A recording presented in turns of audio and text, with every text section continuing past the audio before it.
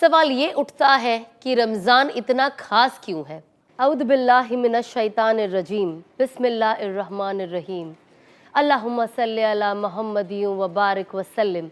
अल्लाह सुब्हानहू व तआला ने हमें फिर से एक बार रहमतों वाला, बरकतों वाला और अज़मत वाले महीने में आसानी से दाखिल कर दिया। अल्लाह सुब्हानहू व तआला इस महीने की सही कदरदानी नसीब अता फरमाए और रमज़ान के इस महीने को सही तरीके से गुजारने की तौफीक दे। हमें कोशिश करनी है कि इस रमज़ान हम अल्लाह को हमेशा के लिए राज़ी कर ले। उम्मती मोहम्मद के लिए अल्लाह सुब्हानहू व तआला इस महीने को आसान फरमाए। इसीलिए मेरे भाइयों और बहनों, मेरी एक छोटी सी कोशिश है, मैं आप तक रमज़ान की अहमियत को ला सकूं। तो खुशामदीद करती हूं मैं आप सबका रौनके रमज़ान में।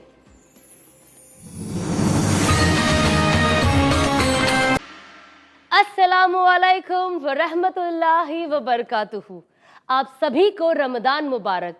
आप सबका दिल से खुशामदीद करती हूँ। आज के इस खास एपिसोड में मैं आपको रौनके रमज़ान से मुतारिफ करवाऊंगी, जिसमें हम रमज़ान की रूहानी अहमियत, इसकी बरकतें और असल मकसद पर गुफ्तगू करेंगे।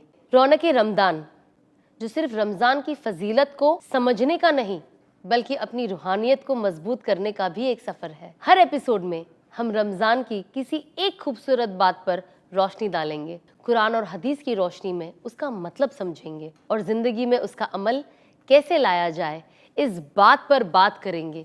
तो आइए आगे बढ़ते हैं और समझते हैं कि रमज़ान की अहमियत क्या है। रमज़ान सिर्फ एक रोज़ा रखने का महीना नहीं, बल्कि एक रूहानी सफ़र है, एक तज़किया नफ्स का अमल है, जिसमें ना सिर्फ हमारा जिस्म बल्कि हमारी रूह भी पाक हो जाती है। ये एक ऐसी इबादत है जो हमें सिर्फ अपने भूख और प्यास पे काबू पाना नहीं सिखाती, बल्कि हमारे दिल को नरम करती है, हमारी रूहानियत को बढ़ाती है और हमें अल्लाह के और करीब ले जाती है। कुरान हमें क्या बताता है? ए ईमान वालो, तुम पर रोज़ा फ़र्ज किया गया है जैसे तुमसे पहले लोगों पर फ़र्ज किया गया था, ताकि तुम तक़वा इख्तियार करो। ये महीना सिर्फ एक रिवायत या एक रोज़ा रखने का अमल नहीं है, बल्कि एक अजीम तरीक़ा है जो हमें सब्र और शुक्र का पैगाम देता है। ये हमें याद दिलाता है कि दुनिया की दौलत, खाना पीना, आराम और ऐशो इशरत सिर्फ एक इम्तिहान है।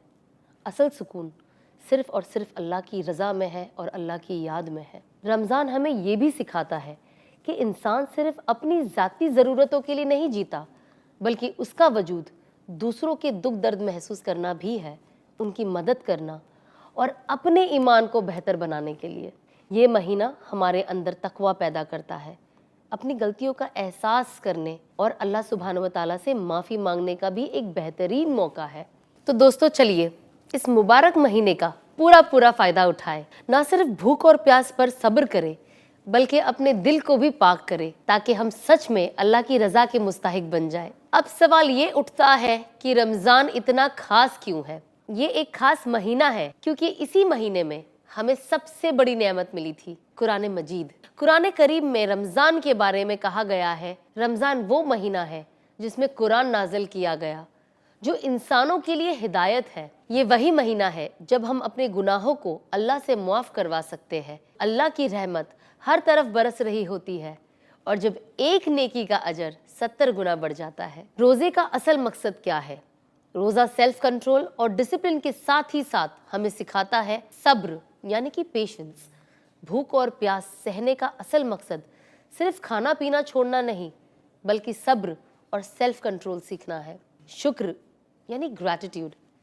रोज़ा हमें सिखाता है कि ज़िंदगी की हर ब्लेसिंग के लिए शुक्रगुजार रहे, चाहे वो एक घूंट पानी का भी क्यों ना हो। तीसरा है तकवा, गॉड कॉन्शियसनेस, अल्लाह की रज़ा के लिए अपनी हर छोटी बड़ी चीज़ को कुर्बान कर देना। रहमत मीन्स कंपैशन, गरीबों और ज़रूरतमंदों का दुख महसूस करना, ताकि हम उनकी मदद करें। इसीलिए रोज़ा एक रूटीन ही नहीं, बल्कि एक ट्रांसफॉर्मेशन है जो हमें एक बेहतर इंसान बनाता है।